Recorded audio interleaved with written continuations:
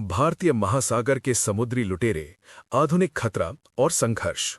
सोचिए, आप समुद्र के बीचों बीच हैं, आपका जहाज करोड़ों रुपए के माल से भरा है और अचानक कुछ हथियारबंद लोग क्षितिज पर दिखते हैं। क्या आप सुरक्षित हैं? भारतीय महासागर में समुद्री लुटेरों का खतरा आज भी जीवित है। ये सिर्फ इतिहास की कहानी नहीं, बल्कि वास्तविक जीवन की चुनौती है। भारतीय महासागर दुनिया के व्यापार का सबसे महत्वपूर्ण मार्ग है। यहां से गुजरता है लगभग 40% वैश्विक समुद्री यातायात, जिसमें तेल, गैस, टेक्सटाइल और इलेक्ट्रॉनिक्स शामिल हैं। लेकिन इसी समुद्र में कुछ क्षेत्र, जैसे गल्फ ऑफ एडन, सोमालिया का तट और अंडमान सागर के कुछ हिस्से समुद्री डाकुओं के लिए कुख्यात हैं। जहाज़ों की सुरक्षा मुश्किल होती है क्योंकि ये विशाल खुले पानी है और कई जगह नौसेना की पेट्रोल सीमित है। आधुनिक समुद्री लुटेरे पुराने जमाने के समुद्री डाकू नहीं हैं। ये अक्सर गरीब या राजनीतिक अस्थिरता वाले देशों के लोग होते हैं जो जीविका के लिए ऐसा करते हैं। सोमालिया में सालों की राजनीतिक उथल-पुथल और बेरोजगारी ने इस खतरे को जन्म दिया। ये लुटेरे तेज स्किफ, जीपीएस, रेडियो और कभी-कभी आरपीजी जैसी आधुनिक तकनीक का इस्तेमाल करते हैं। एक व्यवस्थित हमला मिनटों में पूरा हो जाता है। हमला आमतौर पर बहुत तेज होता है। लुटेरे जहाज पर चढ़ते हैं, क्रू को धमकाते हैं और फिरौती मांगते हैं। कई बार पूरे जहाज को महीनों तक कब्जे में रखा जाता है। कुछ रिकॉर्ड बताते हैं कि एक हमले में $30 मिलियन तक की फिरौती वसूली गई है। लेकिन ये सब सिर्फ पैसा नहीं है। कई बार लोग अपने जीवन का बड़ा जोखिम उठाते हैं।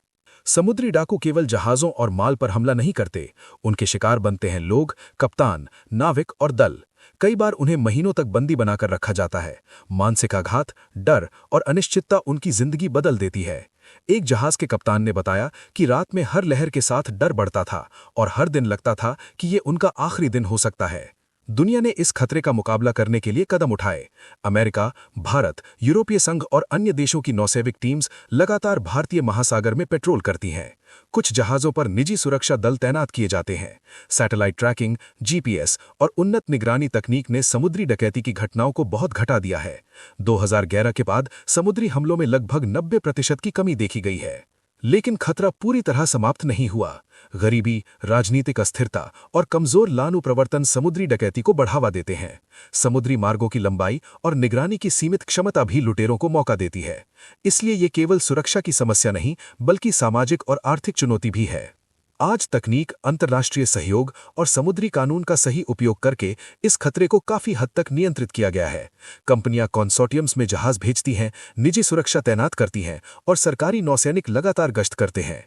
भविष्य में ड्रोन निगरानी और एआई आधारित खतरे पहचान प्रणाली से सुरक्षा और बेहतर होगी।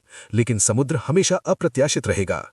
भारतीय महासागर आज भी दुनिया के व्यापार का महत्वपूर्ण मार्ग है।